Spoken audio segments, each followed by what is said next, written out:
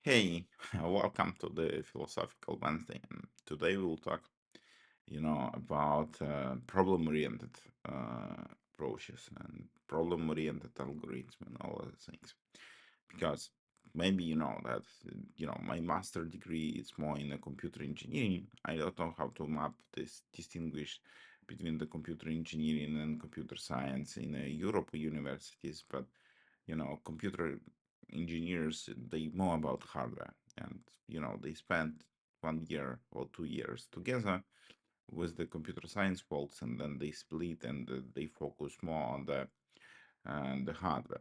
And the biggest difference, as it explained to the student of the computer engineers between the computer science folks, that computer science folks, the more abstract for sure.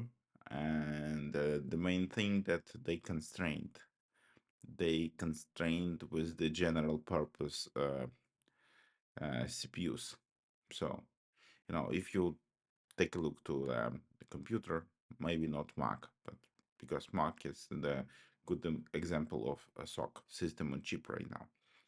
But if you take a look to the computer, the classical one, the classical CPU is the general purpose CPU. And it's already dictate you and create the constraints, and it's give you more freedom, because with the general purpose computation unit you have a freedom to change the algorithm with the lower cost. Yeah, you just rewrite your program, and it's yet another difference that you easily change the cost of the initial analysis mistake is not so big and all other thing.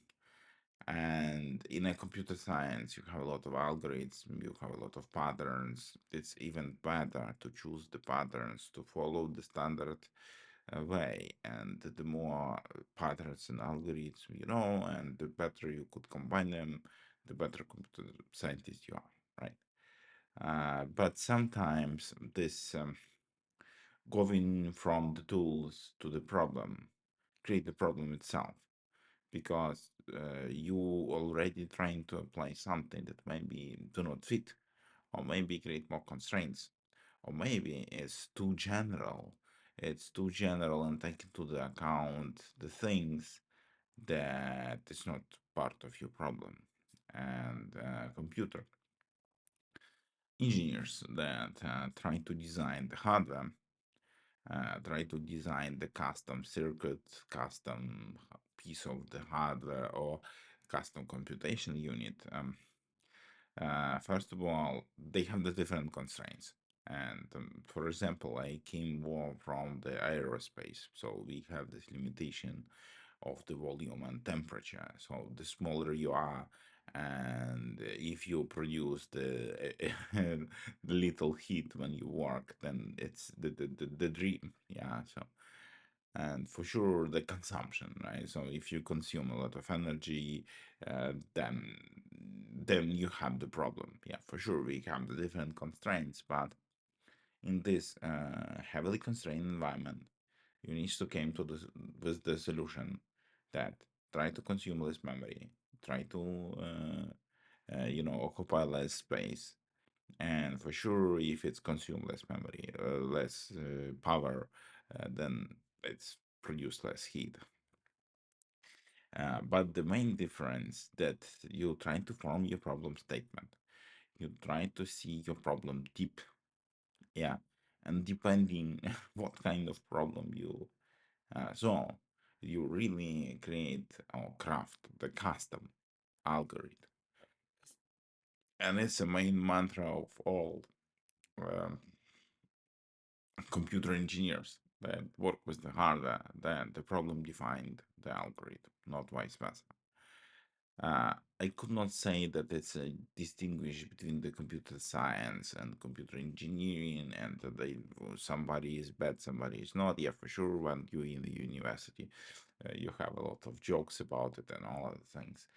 But this problem-oriented thinking that, you sit and quite big part of the work, it's came to the problem statement. What kind of problem we solving? what kind of constraints we have, and it's already the big thing. And even understanding what kind of problem we're not solving, it's also quite helpful. And then you came to the solution that tailored, but to the concrete case. But you have the challenge when you do not have the general purpose combination units like the CPUs. You could not just go and rewrite the program and deliver the program. Yeah, and it's mean that you need to go and change hardware, and that's why in some point we came to some hybrid solutions like the FPGAs, where you have the ability to program hardware like the software, and you have some level of generality, but it's not a general computation unit. It's a general matrix that you could program and create the custom computation units. But it's not about the hardware and software distinguish. It's more about two different mindsets. One mindsets go from prisma of tools, patterns, and well-known algorithms, and we really believe that all the problems are already solved, and we just need to find a combination of the recipes that will help us to solve our problem or see our problem in a prisma of already existing patterns. And quite often it's work quite well because this patterns was created not from the roof. This patterns was created by smart people, the algorithmists and all of the people and so on. But sometimes we try to tailor something that was designed to solve the general purpose problem. And it's could too broad or maybe not even solving our own needs. And the approach of this problem oriented thinking, that you have the problem statement, you have the definitions, and then you think what kind of problems you're solving, what kind of problems you're not solving, and how to solve them in a non-generalistic way. Could help you a lot. And if you will talk about the current state of artificial intelligence, especially hardware, or even the architecture of the networks, we have the same story. We have the same problem that we try to have the general purpose architecture that solves somehow our problem. And for example, we heavily rely right now in the hardware on NVIDIA, and NVIDIA work in the space of the video cards, the GPUs. GPU is amazing thing, but GPU is yet another example of the general purpose unit. And maybe we need to step back from it, and maybe we need to get back to more what I was doing in the university, that we tailor the special hardware that able, for example, to run transformers, to able, for example, to run inference, to able to run some specific IE operations. Maybe not in a single tact, maybe it's not still possible, but we have a lot of architectures of the accelerators that able to work with the matrices, able to work with the vectors, able to have the vector operations, and we have the vector processors and all other things. And in this setup, we could process more with the less energy and more compact and more precise. But then we have a penalty because our hardware is really tailored, yeah, so to something. And it's one direction of this problem-oriented thinking in an artificial intelligence agent, because we could have the specific hardware. Uh, yeah, and it's not only applied to the hardware. It could always apply to uh, the domain of the LLMs, for example, and models, instead of the general purpose wide and heavy LLM that really needs to answer any kind of questions in the world. We could have the smaller models, maybe SLMs, yeah. So, but SLMs is more the distillation process and making the LLM small. But still, we have the general purpose models. But we always could go to the classical machine learning, and we could try to build the models, the small models that do something really well. So, for example, in terms of uh, AI agent memory, we could build a model that really classified episodic memory from the semantic memory, and that's it. So it's a single purpose model that just do only this.